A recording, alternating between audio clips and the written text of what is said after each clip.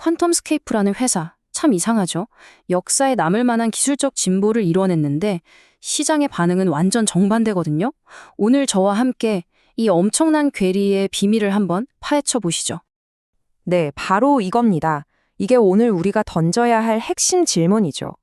퀀텀스케이프의 기술이 정말로 게임 체인저라면 도대체 왜 주식시장은 완전히 다른 이야기를 하고 있는 걸까요?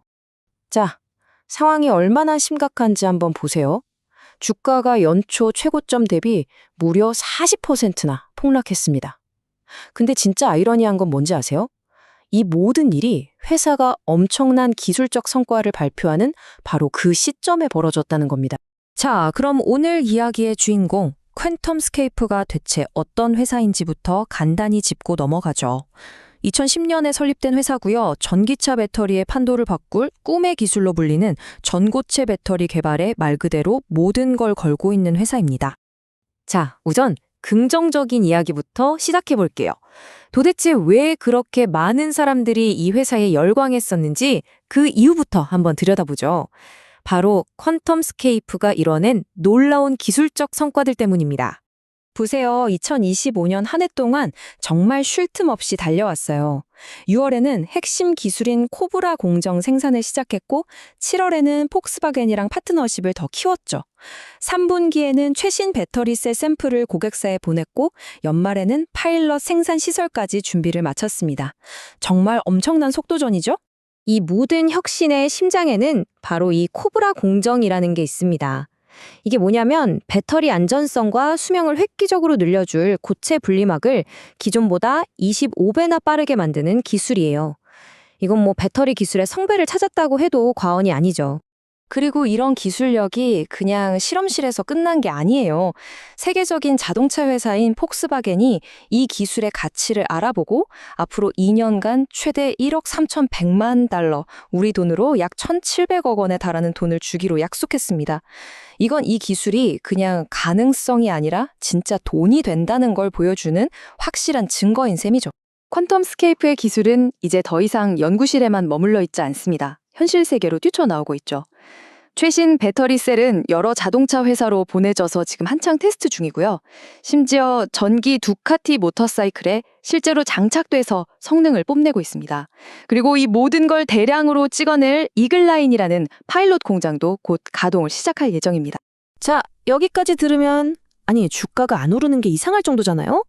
자, 그런데 말입니다. 이제 이야기의 동전을 뒤집어 볼 시간입니다. 시장은 왜 이렇게 차가운 반응을 보이는 걸까요? 가장 큰 걸림돌은 뭐니 해도 어마어마한 경쟁자들이에요. 토요타, 삼성 같은 거대 기업들이 이미 시장에 뛰어들었거든요. 이 회사들은 막대한 자본과 이미 다 갖춰진 생산시설을 무기로 싸우고 있죠. 반면에 퀀텀스케이프는 직접 공장을 짓기보다는 기술을 빌려주고 돈을 버는 자본 경량화 모델을 택했는데 이 전략이 과연 이 거인들 틈바구니에서 살아남을 수 있을지 이건 정말 큰 물음표입니다. 그리고 이건 정말 아슬아슬한 지점입니다. 퀀텀스케이프 배터리의 핵심 원료인 리튬 메탈 있잖아요. 이걸 만드는 회사가 전 세계에 딱 서너 곳뿐이에요. 이 몇몇 회사가 전체 시장의 85%를 꼭 쥐고 있는 거죠. 말 그대로 이 중 한 회사라도 삐끗하면 전체 생산 라인이 멈춰설 수 있는 정말 아슬아슬한 외줄타기를 하고 있는 겁니다. 어디 그뿐인가요? 골치 아픈 문제는 또 있습니다. 재무적으로 보면 아직 제대로 된 매출이 거의 없고요. 과거에 내부자들이 주식을 판 것 때문에 투자자 권리 조사 같은 법적인 문제도 진행 중입니다. 게다가 최근에도 최고 개발 책임자 같은 핵심 임원들이 주식을 대량으로 팔았어요. 이런 것들 하나하나가 투자자들 입장에서는 이거 괜찮은 건가? 하고 불안하게 만드는 신호가 될 수밖에 없는 거죠. 자, 그럼 이제 시장이 보내는 신호들을 좀 더 자세히 해독해 볼까요? 이걸 보면 투자자들이 왜 이렇게 혼란스러워하는지 바로 이해가 되실 겁니다. 자, 이 표 좀 보세요. 와, 정말 정신이 하나도 없죠? 1월 5일에는 사라고 했던 200일 이동평균선이 불과 며칠 뒤에는 강력하게 팔아라는 신호를 보내요. MACD 지표는 매도에서 매수로 하루아침에 돌변하고요. 이게 뭘 의미하겠어요? 시장이 지금 완전히 길을 잃고 우왕좌왕하고 있다는 명백한 증거입니다. 그런데 이렇게 기술적 지표들이 오락가락하는 것과는 정반대로 시장 분석가들의 의견은 놀라울 만큼 한 방향을 가리키고 있습니다. 대부분이 매도 의견을 내고 있고요. 12개월 목표 주가도 지금보다 약 17%나 더 낮은 9달러에서 10달러 50센트 사이를 보고 있어요. 그러니까 기술의 미래 가능성과는 별개로 전문가들은 당장의 현실을 아주 냉정하고 비관적으로 보고 있다는 거죠. 근데 여기에 기름을 붓는 새로운 변수까지 등장했습니다. 바로 QSU라는 레버리지 ETF인데요. 이 상품이 퀀텀스케이프 주가의 하루 등락폭을 2배로 뻥튀기 시켜버립니다. 그러니까 작은 상승이나 하락도 엄청난 변동성으로 이어지면서 시장의 혼란을 말 그대로 부채질하고 있는 셈입니다. 차 좋습니다. 지금까지 나온 긍정적인 신호와 부정적인 신호들을 모두 모아서 퀀텀스케이프 앞에 놓인 두 갈래의 미래를 한번 그려보겠습니다. 정말 극과 극의 시나리오가 펼쳐질 수 있습니다.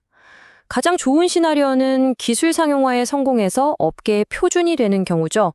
이렇게 되면 장기적으로 주가는 42달러에서 많게는 144달러까지 치솟을 수 있습니다. 반대로 최악의 시나리오는 상용화의 벽을 못 넘고 경쟁에서 뒤처지는 건데요. 그럼 주가는 3달러 수준까지 곤두박질 칠 수도 있습니다. 이건 천국과 지옥을 오가는 그야말로 모 아니면 도인 상황인 거죠. 결국 모든 이야기는 이 한 문장으로 요약됩니다. 혁신적인 기술과 수익을 내는 사업이라는 이 두 개의 절벽 사이에 과연 퀀텀스케이프가 튼튼한 다리를 놓을 수 있느냐, 바로 여기에 모든 것이 달려 있습니다. 네, 그래서 퀀텀스케이프의 이야기는 결국 이 하나의 질문으로 돌아옵니다. 과연 세상을 바꿀 혁신의 힘이 이길까요? 아니면 회사를 바닥으로 끌어내리는 냉혹한 현실의 중력이 이길까요? 그 답은 오직 시간만이 알고 있겠죠.